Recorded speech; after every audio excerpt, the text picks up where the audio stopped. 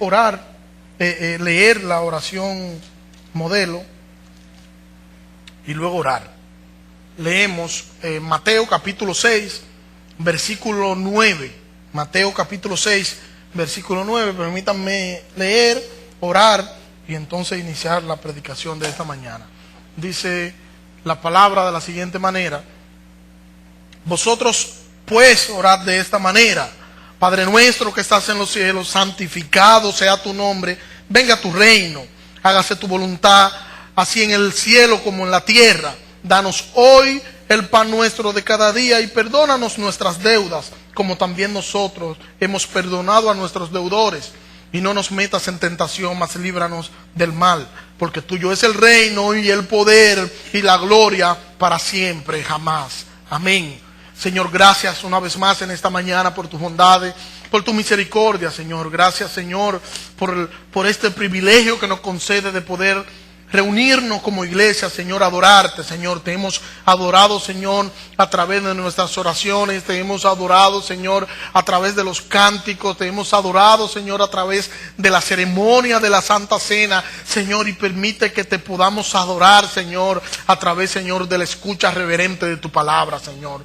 Te pido, Señor, que tu palabra, Señor, penetre a nuestros corazones y que tu palabra, Señor, allí produzca, Señor, el fruto, Señor, deseado por ti, que el poder transformador de ella, Señor, cambie y transforme nuestras vidas, Señor. Señor, que mis limitaciones, Señor, no sean obstáculos para que tu Espíritu Santo nos revele, Señor, tu palabra. En el nombre de Jesús, Señor. Amén.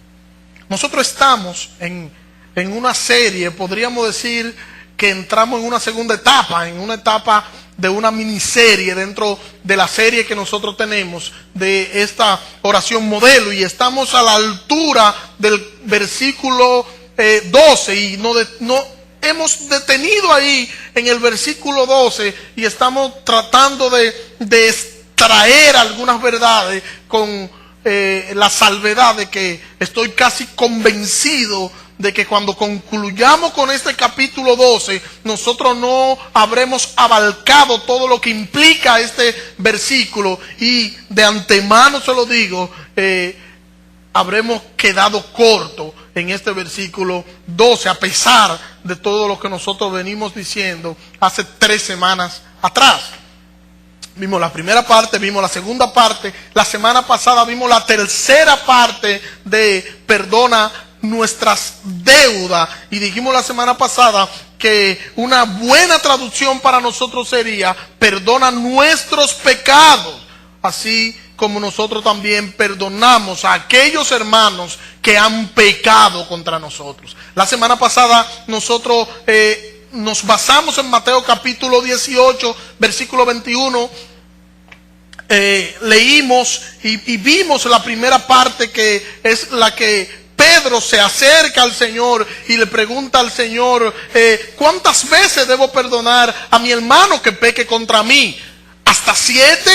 Y la respuesta del Señor: no te digo hasta 7, sino hasta 70 veces 7. Y nosotros vimos la forma en la que el Señor le contesta, la forma en la que Pedro pregunta, y cómo Pedro hace una pregunta y a la vez contesta la pregunta, porque Pedro pensaba que se la estaba comiendo. Él dijo, bueno, yo hasta 7, o sea, yo estoy siendo benevolente. Y explicamos la semana pasada que esto era porque los rabinos enseñaban en Israel que una persona debía perdonar solamente 3 veces, solamente hasta la número 3, porque si perdonaba hasta la número 4, entonces se estaba igualando a Dios, porque Dios solo perdona 4 veces. A la número 4 los juicios de Dios descienden sobre la persona o sobre la ciudad, y dijimos que esto ellos lo toman del libro de Amós, capítulo 1, capítulo 2, y hay unos versículos bíblicos ahí donde habla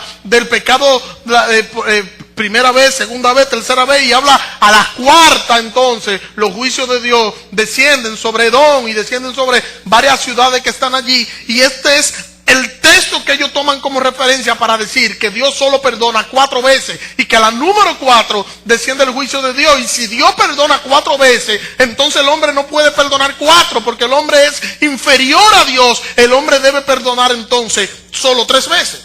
Y por eso que Pedro va donde Jesús y le dice: Señor, yo debo perdonar a mi hermano que peque contra mí hasta 7. ¡Qué benevolente! Pedro cogió las 3 veces que enseñaban los rabinos, la multiplicó por 2 y por si acaso, por si cualquier duda, le agregó una más, 7, y le colocó el número perfecto a Cristo y le dijo: hasta 7 yo debo perdonar a mi hermano. La respuesta de Cristo dejó a Pedro boca abierta y todavía nos deja a nosotros hoy boca abierta.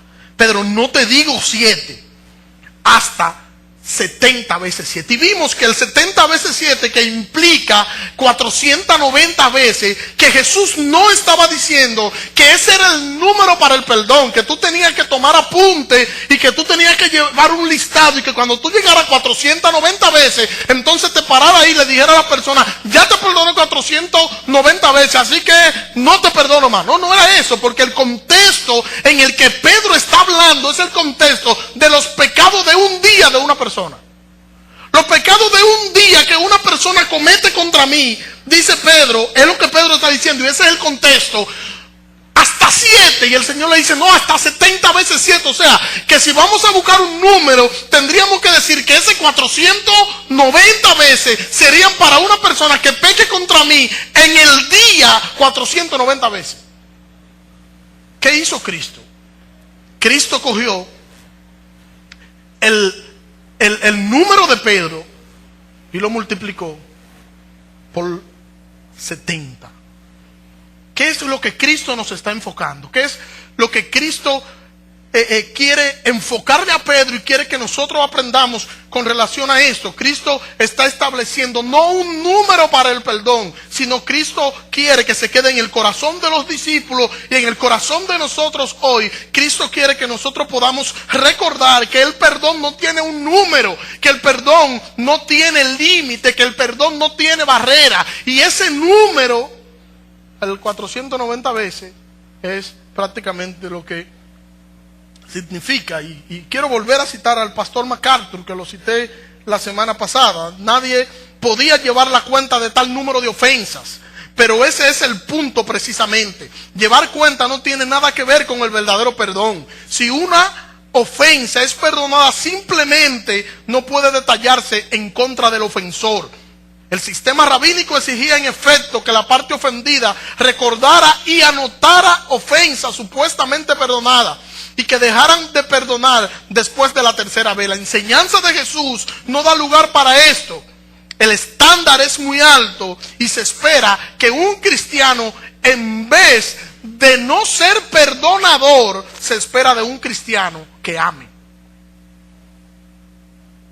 ¿Cuántas veces ha pecado contra ti? Dice 1 Corintios capítulo 13 versículo 5: el amor tiene paciencia, es bondadoso, el amor no es celoso, el amor no es ostentoso, ni se hace arrogante, no es indecoroso, ni busca lo suyo propio, no se irrita. Y la misma palabra aparece aquí ahora: ni lleva cuenta del mal.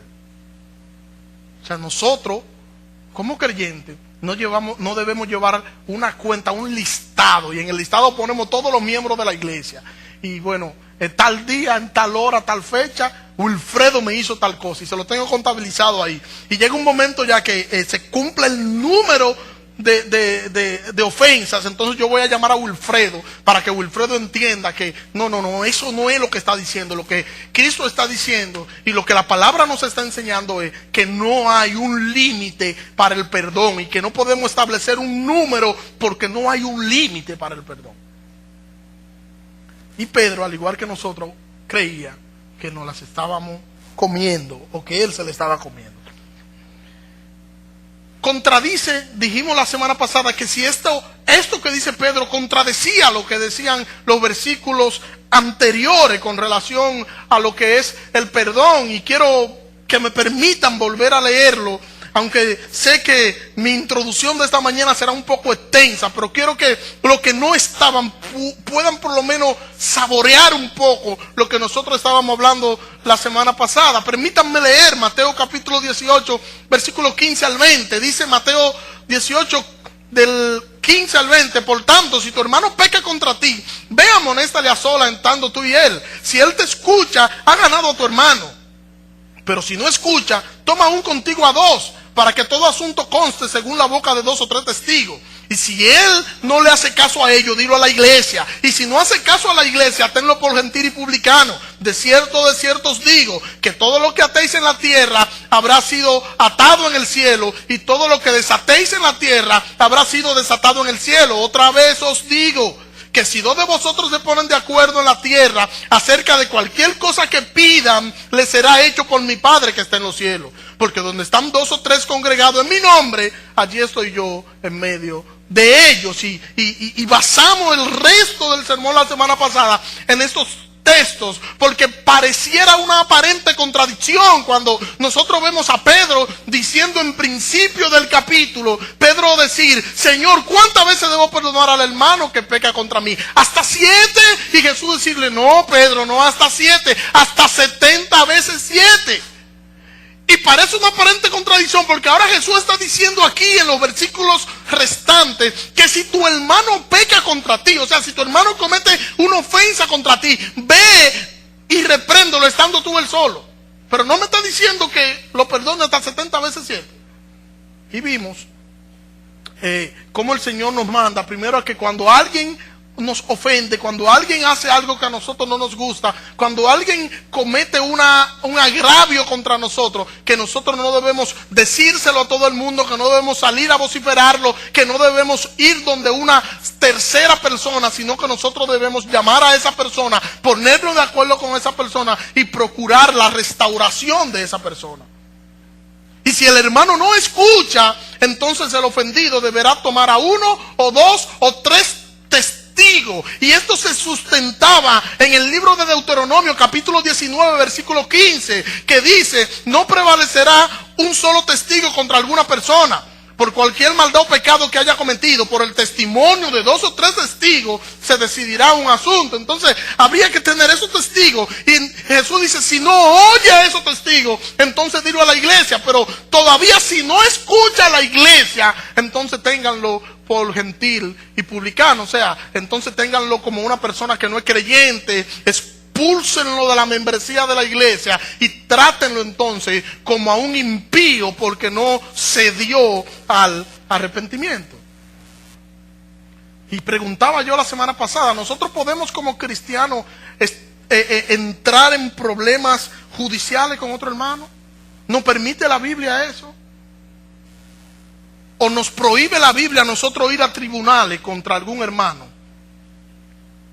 por un agravio que nos haya cometido? Imagínense que de repente se termina el culto, se termina el servicio, nosotros vamos saliendo por ahí abajo, algún hermano pisa a otro y hay un problema, una pequeña confrontación al bajar la escalera, porque, bueno, me pisó en un lugar donde no debió pisarme. Él está viendo que yo estoy cojeando de ese pie. Imagínense que sea Claravanda y que se arme un pequeño altercado y que haya un pequeño problema. Y porque bueno, tú ves mi condición de salud y tú no tomaste en cuenta ni siquiera eso. Y entonces en ese problema, entonces ella decide ir mañana a la fiscalía a ponerle una querella. Imagínense que ese otro sea Juan Francisco y que ella le vaya y le ponga una querella mañana entonces a la fiscalía, y que entonces ahora nosotros tenemos un problema judicial en la iglesia, y que entonces Juan Francisco sale y busca a un abogado amigo de él, pero como la hermana Clara conoce a Wilfredo desde hace muchos años, ella busca a Wilfredo para que Wilfredo sirva de su abogado, sirva como abogado de ella, y ahora tenemos un problema en la iglesia porque ellos no pudieron ponerse de acuerdo y no pudieron conciliar algo tan simple como eso. Y se ve jocoso porque yo estoy poniendo un ejemplo simple. Y quiero citar a Pablo hablando sobre esto. ¿Cómo se atreve alguno de vosotros, dice Pablo, teniendo un asunto contra otro, a ir a juicio delante de los injustos y no más bien delante de los santos? ¿O no sabéis que los santos han de juzgar el mundo? Y si el mundo ha de ser juzgado por vosotros, ¿sois indignos de juzgar pleitos tan pequeños? ¿No sabéis que hemos de juzgar a los ángeles? ¿Cuánto más las cosas de esta vida?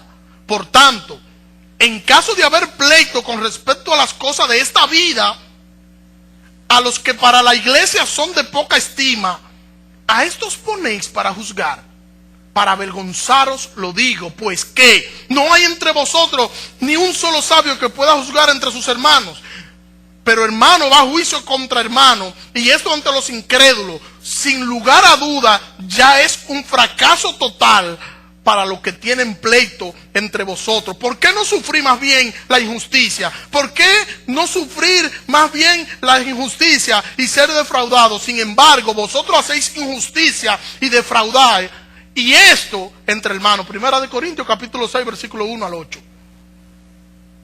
El problema que se estaba dando en Corintios era que cuando dos hermanos tenían un problema sobre los asuntos de esta vida, porque yo entiendo que yo como empleado de Héctor, yo soy empleado de Héctor, y yo entiendo que Héctor debe pagarme 100 pesos más que lo que me está pagando. Entonces yo lo llevo a juicio y voy al Ministerio de Trabajo y me quejo porque Héctor me está pagando menos de lo que debería pagarme y de lo que dice el Código de Trabajo que él debe pagarme a mí. Y Pablo está diciendo, y no hay entre ustedes un hermano sabio que pueda juzgar esos asuntos, y no que ustedes tengan que ir ante los incrédulos para que ellos tengan que dirimir los asuntos de ustedes como iglesia.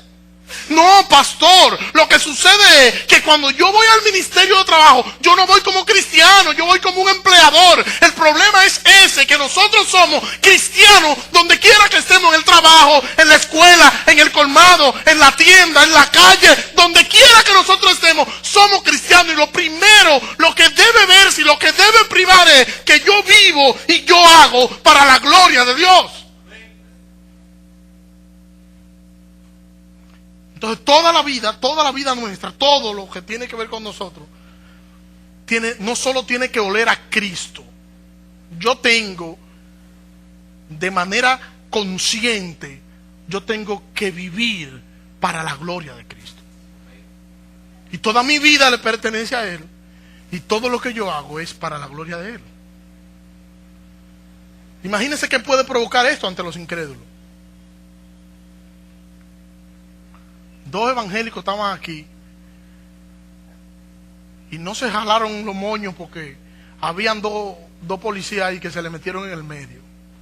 Había una que estaba media cojita, media gordita ella, que era educadora, y casi le voló al otro que también es educador. Y eso fue terrible. Y se corre, y nosotros damos mal testimonio del evangelio por nuestro corazón no arrepentido, y por nuestra falta de humildad y por nuestro orgullo, que es al final quien nos hace actuar de la forma en que nosotros lo hacemos. Pero Cristo dice que si esa persona comete un agravio contra mí y yo voy con esa persona, yo le digo a esa persona lo que hizo, yo trato de que esa persona reconozca su falta y pida perdón. La persona no lo hace, la persona no lo reconoce, yo busco entonces los testigos, tampoco escucha a los testigos, entonces yo debo decirlo a la iglesia, y yo debo decírselo a la iglesia para que la iglesia lo aplaste y para que la iglesia acabe con él, ¿verdad que sí? No, yo debo decirlo a la iglesia para buscar la restauración. El final siempre será buscar que esa persona pueda confesar lo que hizo, que esa persona pueda reconocer lo que hizo, y que entonces esa persona, luego que confiese lo que hizo, que esa persona esté consciente del pecado que cometió contra su hermano, entonces vamos a restaurar la vida de esa persona.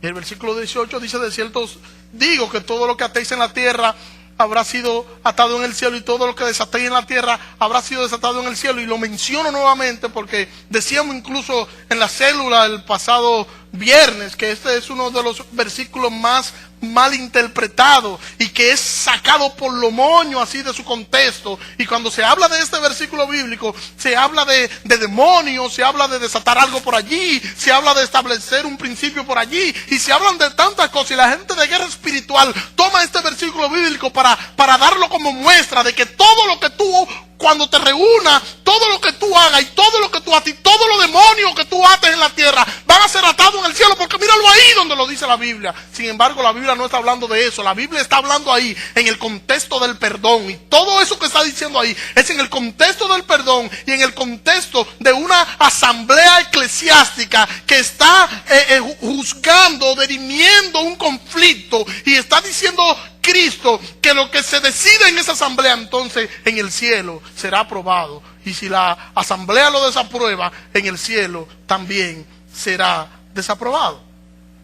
Y en ese contexto es que habla sobre de que, por ejemplo, Juan capítulo 20 versículo 23 dice que a los que les remitáis los pecados le han sido remitidos, y a quienes se los retengáis le habrán sido retenidos. Juan nos habla como dándole peso a eso que o enfatizando, más bien no dándole peso, sino enfatizando lo que la enseñanza que está dando Jesús aquí sobre esto, sobre la línea del perdón, la línea eclesiástica, cuando la iglesia se reúne para juzgar y para disciplinar a alguien, cuál debe ser la forma y cómo reacciona el cielo ante esto que la iglesia está haciendo. Y también dijimos que la asamblea, conforme a lo que dice el texto en el versículo 19, que donde hayan 2 o 3, está hablando de la asamblea, y esa asamblea de 2 o 3 personas que son quienes representan a la iglesia, en este caso, como bien puede ser quienes dirigen la iglesia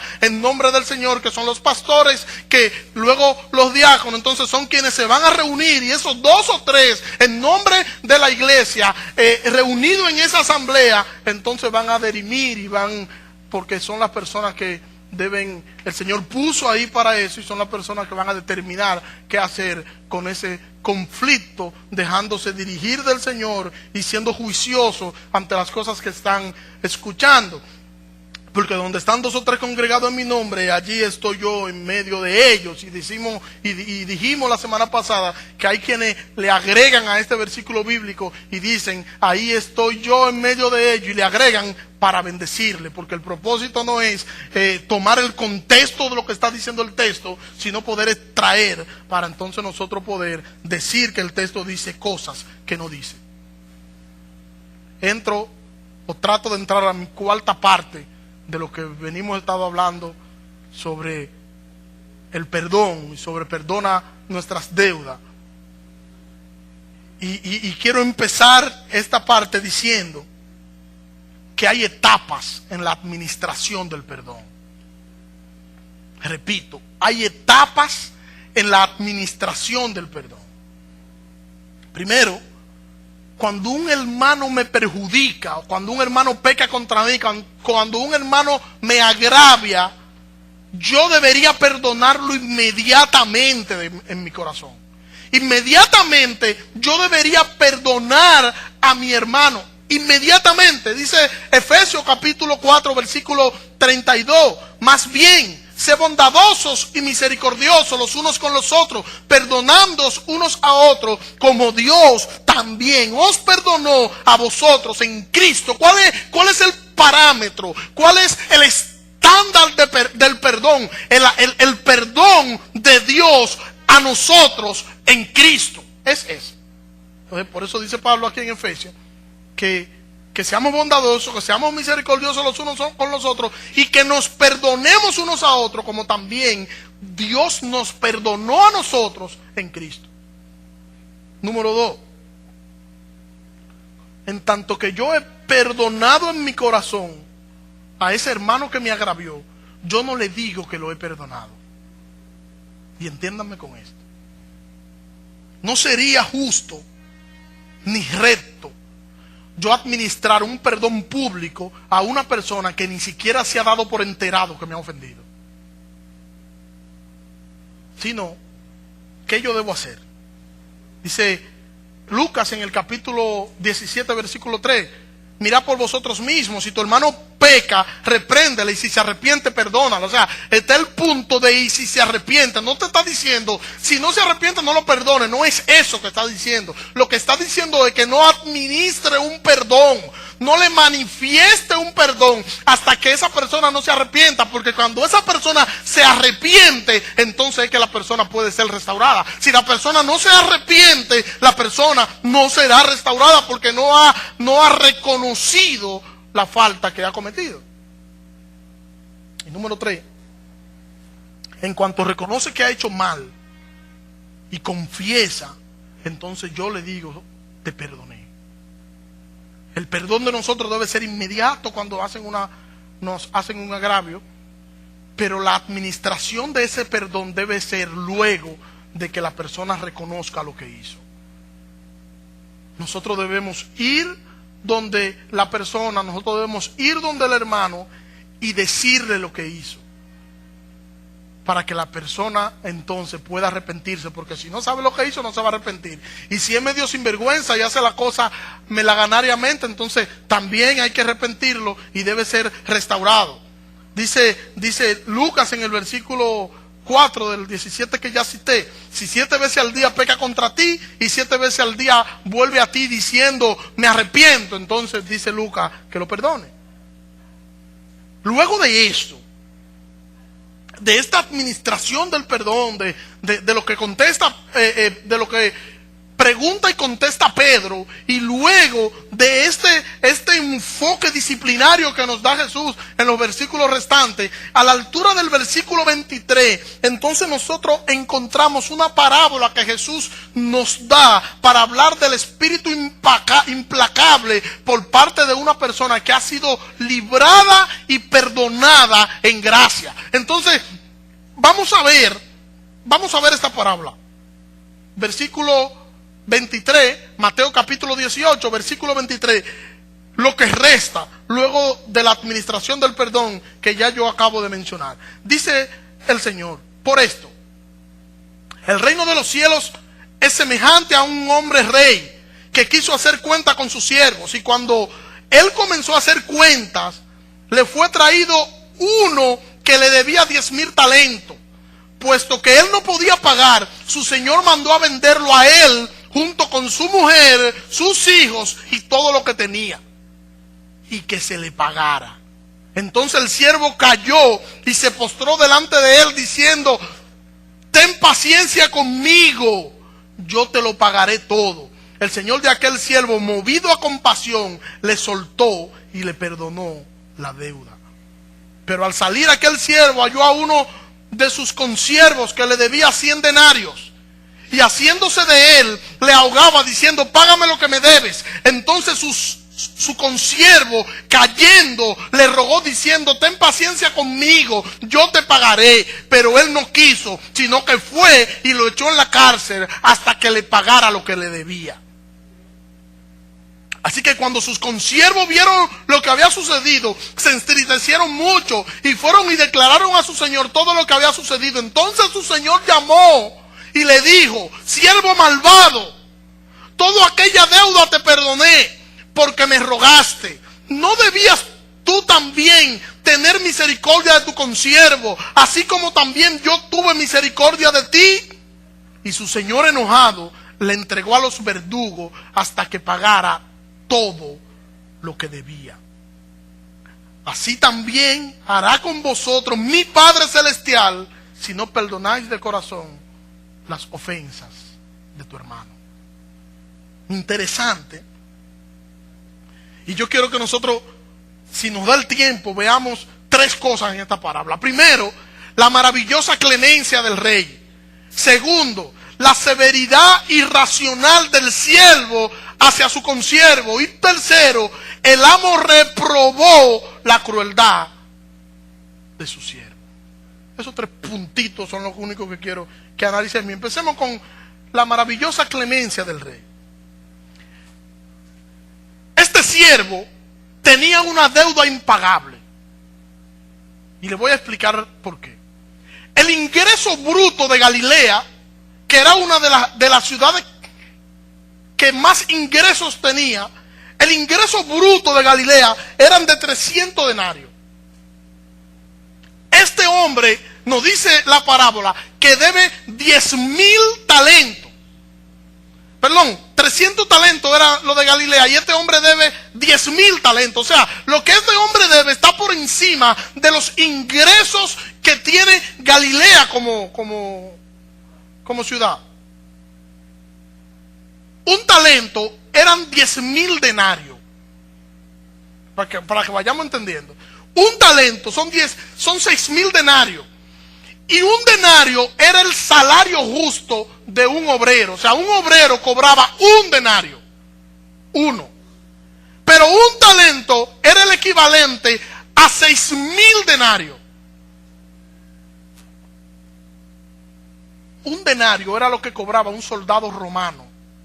A un soldado romano se le pagaba un denario por un día. Un talento eran los honorarios por 10 años de trabajo. Una persona duraba 10 años de trabajo y al final le daban un talento. Un talento le daban a la persona 10 años, a lo que nosotros decimos como liquidación, que no era así como se llamaba. Hoy nosotros le decimos liquidación. Bueno, la liquidación de 10 años de trabajo era un talento. O sea que estamos diciendo que 10,000 talentos eran la suma de los honorarios de 17 años de trabajo de 10,000 hombres.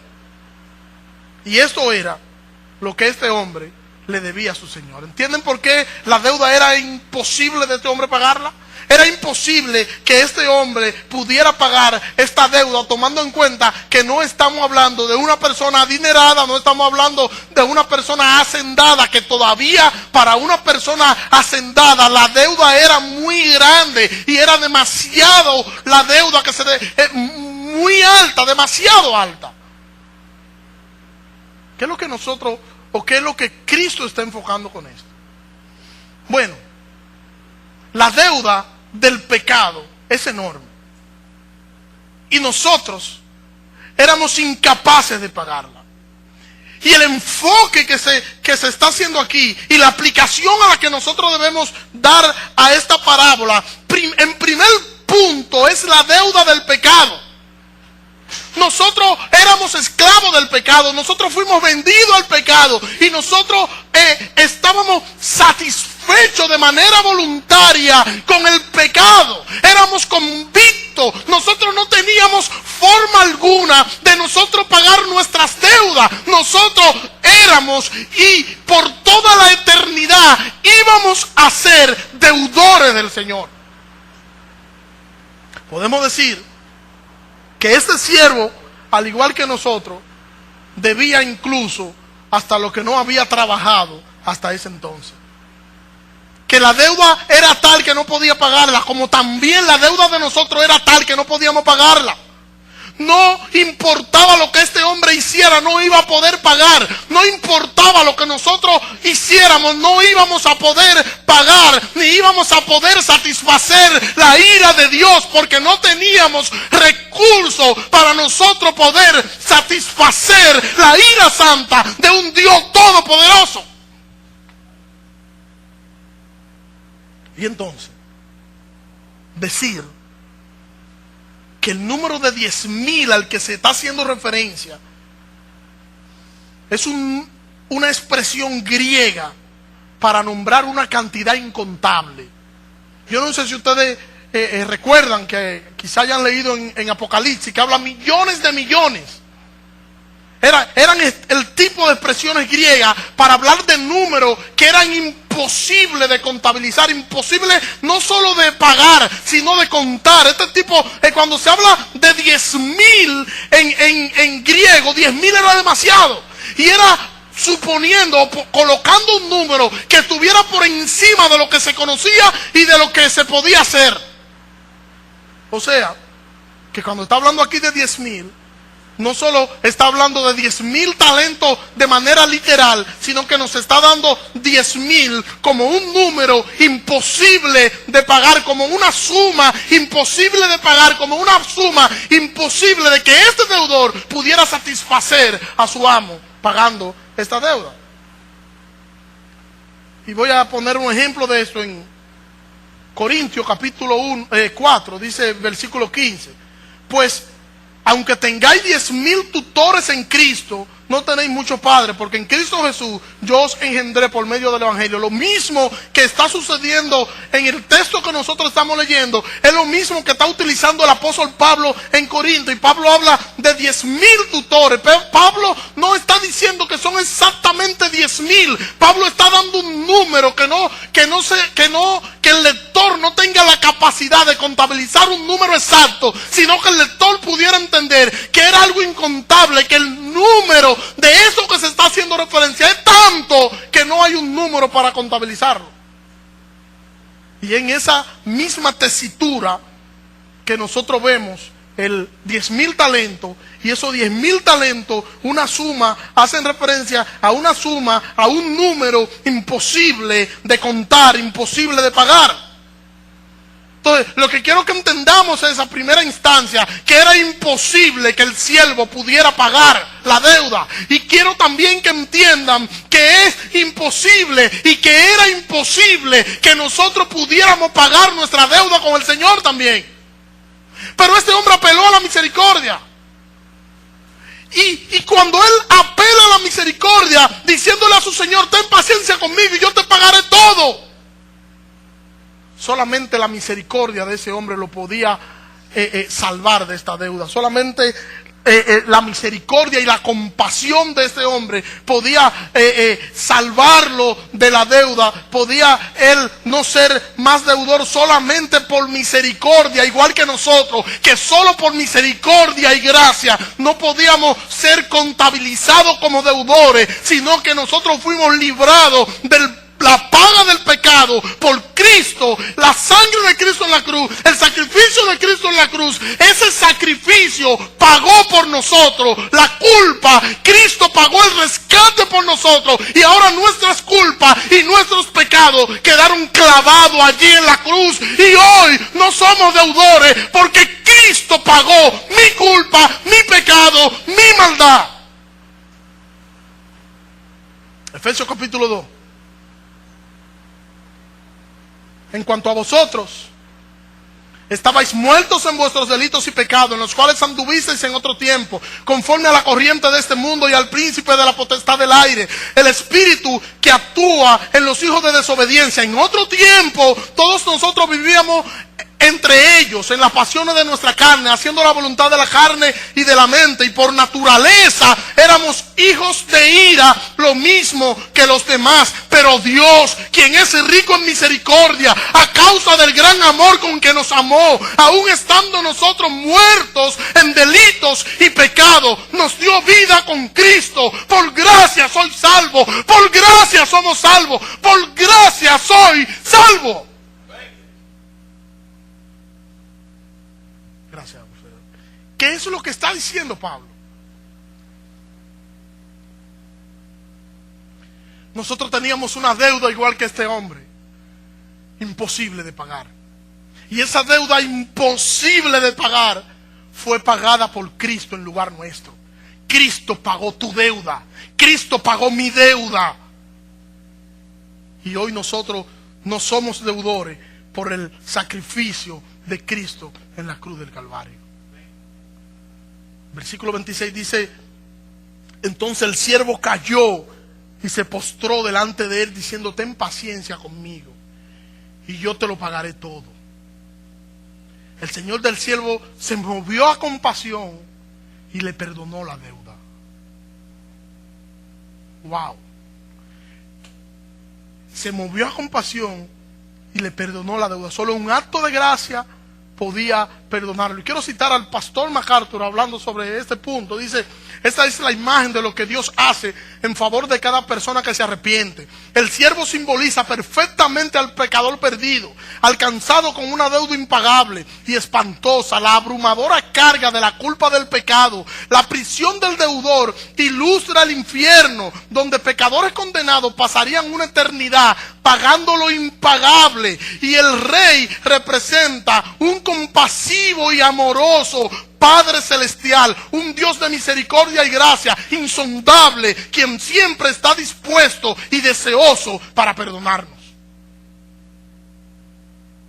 Recuerden que lo que el hombre dijo fue, lo que el rey dijo fue, cójanlo a él y véndanlo. A él, sus hijos, su mujer y todo lo que tienen. Y todavía hacían eso y él no pagaba la deuda que tenía. Todavía el hombre en el infierno no paga la deuda que tiene con Dios. Y por eso durará. ¿Qué tiempo durará en el infierno pagando la deuda que tiene? ¿Qué tiempo durará?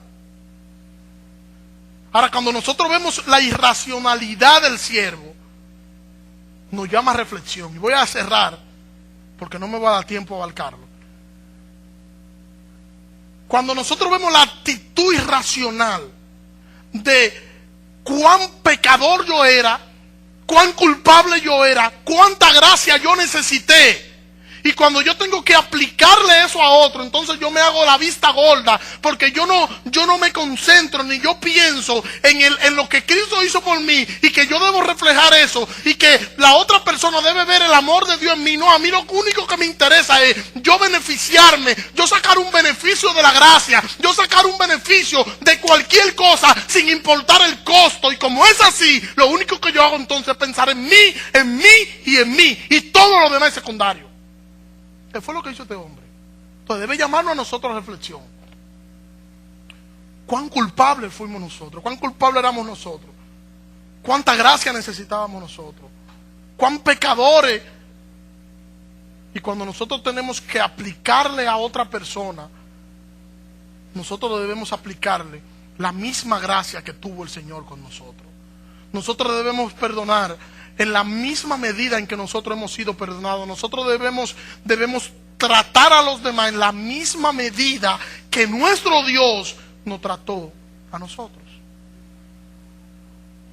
Si un hermano peca contra ti, si un hermano tiene una falta contra ti, si un hermano te agrede, si un hermano comete algún pecado contra ti, ¿cuál va a ser tu reacción? No pregunté cuál debe ser, porque lo que debe ser es lo que yo estoy diciendo. Ahora, ¿cuál será tu reacción? ¿Cómo reaccionarías tú? ¿Qué le harías pagar? ¿Qué le haría o qué tú le harías a ese hermano? Y quiero concluir citando una canción que Héctor no me quiso cantar, pero yo soy democrático. Se llama Es mi hermano. Él me mira como que no, tranquilo. El perdón, que estaba hablando del perdón, tranquilo. Es mi hermano. Es cierto que me ha herido aquel que era mi amigo. Es cierto que ha caído en lo más bajo. No sirven las excusas. Sus hechos se le delatan y aún está sangrando el corazón. Y aunque prefiero no verle por un tiempo prudencial, y aunque me duelen los ojos de tanto llorar, siento en mi corazón el magnetismo que aún sigue arrastrándome hacia él si miro desde la cruz. Es mi hermano comprado por la misma sangre que yo. Soy bueno cantarlo y bonito, pero dígale eso, y lo que voy a decir ahora es un hecho de la vida real. Dígale eso a un hermano que llegó a su casa a medianoche. Yo me meto en cosas. Que llegó a su casa a medianoche, y cuando llegó a su casa a medianoche encontró a su esposa con su mejor amigo, y ese su mejor amigo no era nada más y nada menos que su compañero de ministerio. La reacción normal de una persona, ¿cuál es? Un feminicidio y un hombrecidio, porque, ¿verdad? Esa es la reacción más natural. Lo encontró en su cama, en su casa, su amigo, su compañero de ministerio, de tantos años trabajando juntos. Y en medio de la turbulencia, y en medio de la crisis emocional, y en medio de tantas interrogantes, y en medio de tantas preguntas, atina irse a la sala. Allí atinó prender el computador y poner a este señor que canta, que con un acento medio raro, con Z, que es de por allá de España. Y cuando pone y suena exactamente esa canción, que yo no creo que sonó por coincidencia, coincidencia, sino que Dios permitió que esa canción estuviera ahí para Dios poder hablar al corazón de esta persona en ese momento de crisis donde esta persona necesitaba que el Espíritu Santo ministrara la vida de este señor. Y cuando suena la canción que suena, estando sucediendo lo que está sucediendo en la habitación, él contemplando eso que está sucediendo, no dice nada, se va a la sala, y cuando está en la sala, que prende la computadora y suena inmediatamente esta canción: es mi hermano comprado por la misma sangre que yo. No le cuento, no le alargo la historia, lo perdonó. Y todavía hoy lo perdonó. Y es su hermano, comprado por la misma sangre que él. No importa el agravio que una persona pueda hacernos. No importa el nombre del pecado que la persona haya cometido contra nosotros. Nosotros estamos en la obligación de aplicar gracia y perdón a esa persona, sin importar quién sea. Es mi hermano. Es mi hermano. Señor, te adoramos y te bendecimos. Gracias por tus bondades, Señor, por tus muchas misericordias. Gracias, Señor, porque a veces resulta un poco duro, Señor, aplicar tu palabra, Señor. Y lo que nosotros quisiéramos, Señor, es que tu palabra nos dé luz verde para nosotros hacer todas las perversidades que nuestro corazón, Señor, quieren hacer. Pero a veces es un poco duro, Señor, aplicar tu palabra y ver, Señor, que en el momento más difícil, cuando mi hermano ha pecado contra mí, es cuando yo debo aplicar la misericordia que tú tuviste conmigo a esa persona. Te pido que nos ayude, Señor, que nos perdone, que nos ayude, Señor, a nosotros perdonar, Señor, a nosotros manifestar, Señor, ese perdón y ese amor que tú manifestaste por nosotros en la cruz, siendo tú Dios, morir por nuestros pecados. Gracias, Señor, en el nombre de Jesús. Amén. Dios le bendiga.